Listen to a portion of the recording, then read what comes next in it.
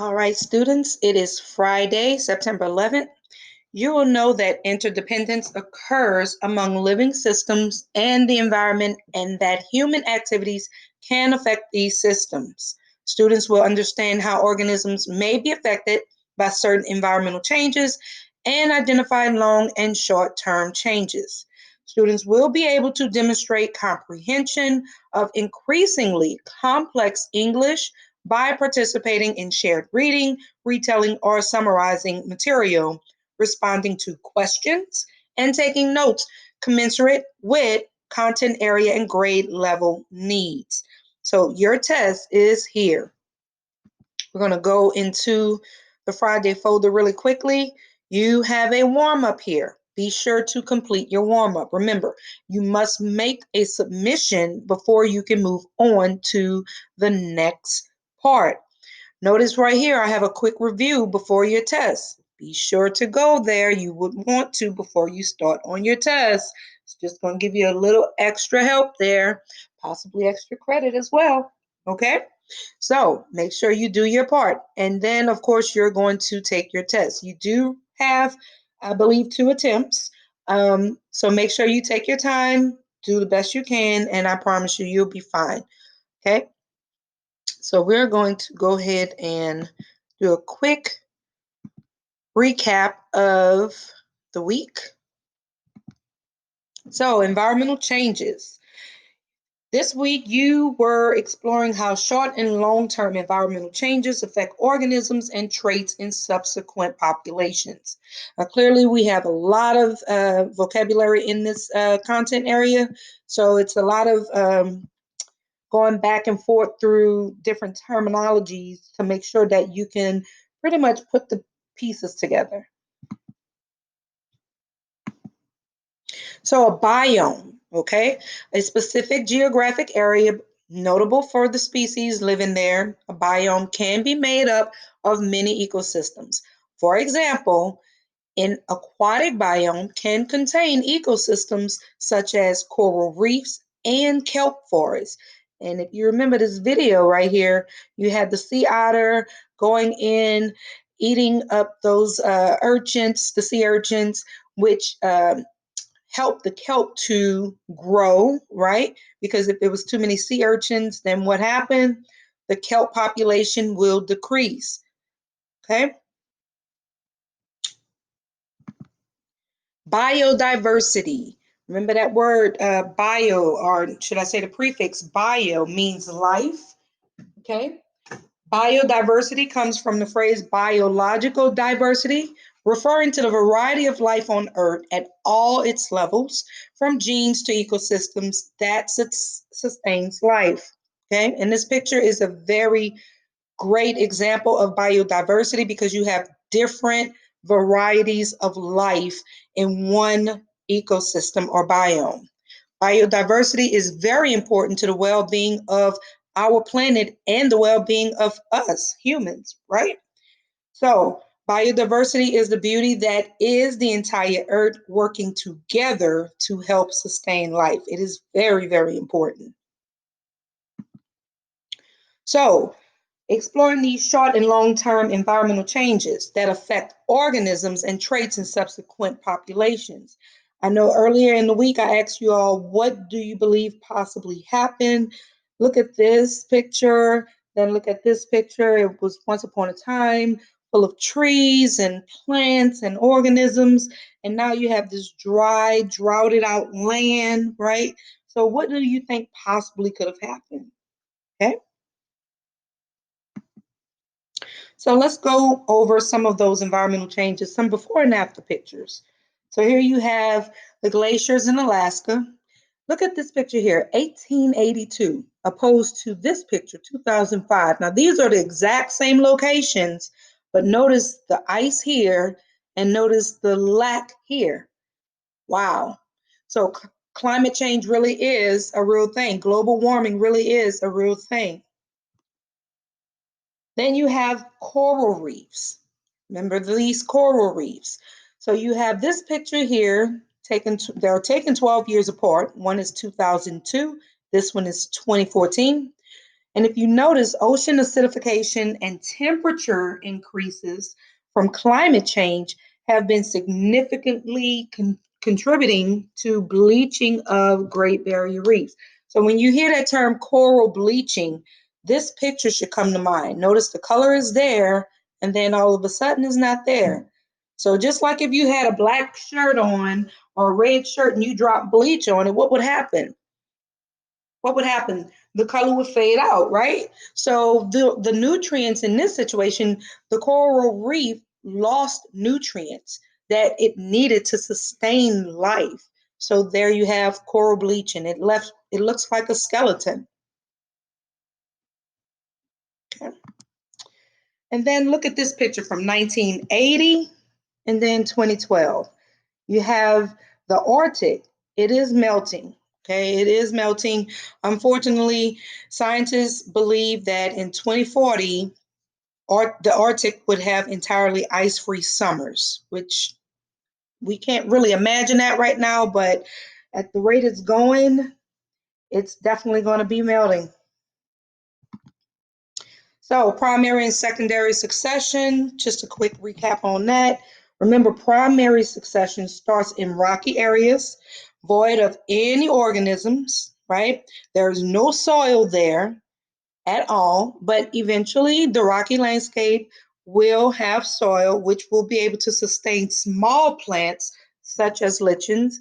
And remember, those small plants, those those first inhabitants are what you would call pioneer communities. Remember that, pioneer communities. Then you have secondary succession, occurs after the mass destruction of an ecosystem. For an example, a volcanic eruption. Now, this can be a short-term environmental change, but it can also have long-term effects. It just depends on the severity of the volcano or any catastrophic event, hurricane, tornado, tsunami, you name it. It just really depends on the severity of the situation. You have some earthquakes, you don't even feel them at all. Okay, but then again, you have some that you really can feel, and it does cause a lot of damage. So short-term change, an environmental change that occurs quickly and affects organisms immediately. Remember that. Short-term changes happen immediately.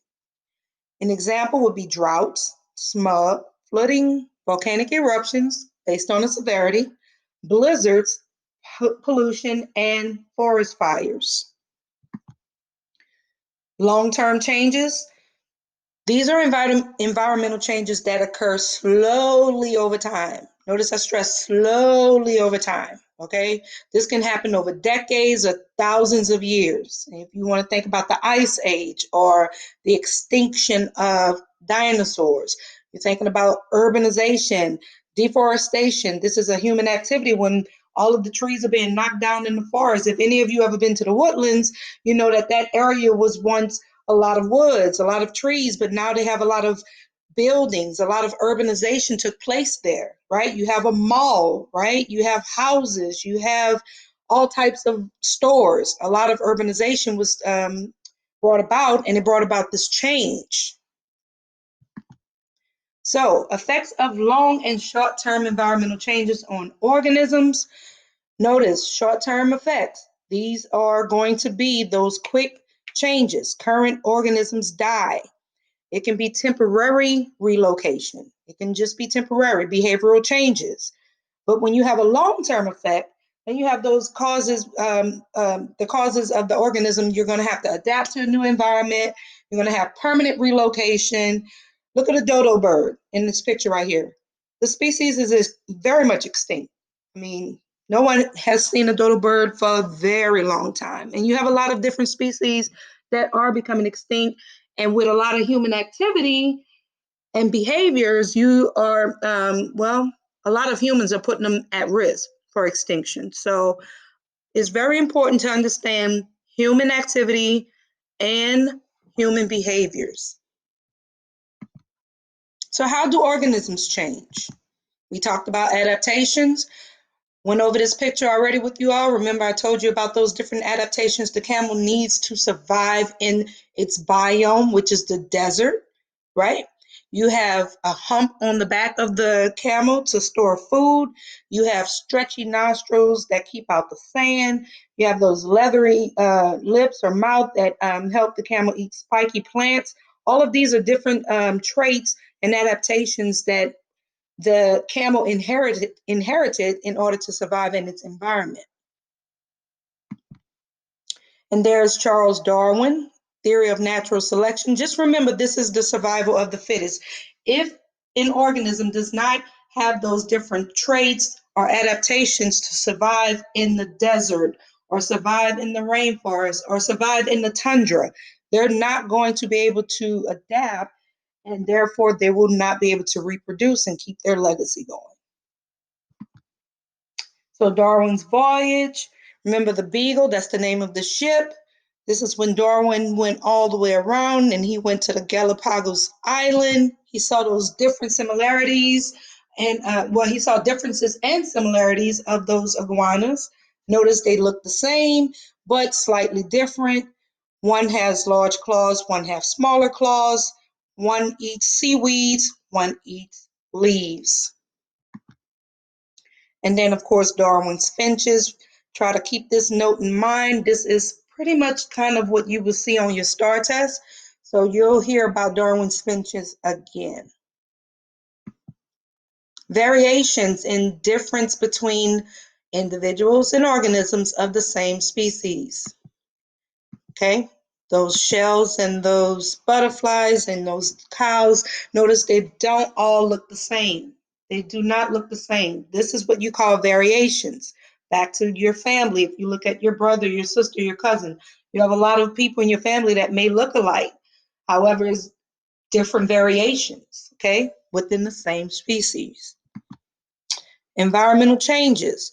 When an environment changes, differences between individuals can allow some plants and animals to survive while others die or move to new locations. Human impacts can also change an environmental condition. So we have pollution, uh, we have acid rain, which is the pollution going in the air, which is carrying that sulfur dioxide and nitrogen oxide. And then when it gets into the atmosphere, you have the sulfuric acid and nitric acid mixing, and then it's coming down and raining on these plants and animals, causing all of this uh, frustration to organisms, pretty much clearing them out, right? Then what about deforestation? Just brought up the example about the woodlands. You used to have a lot of woods over there. Now you have a mall, you have houses, you have stores, you have all different types of places you can go in the woodlands. Climate change. Look at the poor little bear. Global warming, the ice is melting. That ice cap in the Arctic is melting. The picture I showed you from the 1980 and then again in 2004, it's a big difference. And then, of course, urbanization. This is those buildings being built. You have urbanization going on in Houston every single day. When are they not building something or constructing a bridge, right? So think about it. What are some short and long-term environmental changes that can occur? How might organisms be affected by a certain short or long-term change? How would you be affected by a short or long-term change? How are future generations of organisms affected by short-term and long-term changes? And in what ways does the theory of natural selection apply to organisms in changing ecosystems?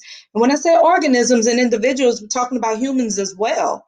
I mean, what is our future going to look like if we continue with habits of pollution, not recycling? We have global warming that is constantly happening. We have climate change that is constantly happening. So, in order to save our cities and our soil and our air and our water, we have to take into account human behaviors that we do have, right? So, think about this in 20 years from now, it won't matter what shoes you wore, how your hair looked, or what kind of jeans you bought. What will matter is what you learned and how you used it. So make sure you remember all of the information that you took in today. Why don't you go and challenge your parents and see if they can help you out with some of the questions. Show them how genius you are. All right, go and study for that test, and I can't wait to put those A's in the grade book. Bye-bye.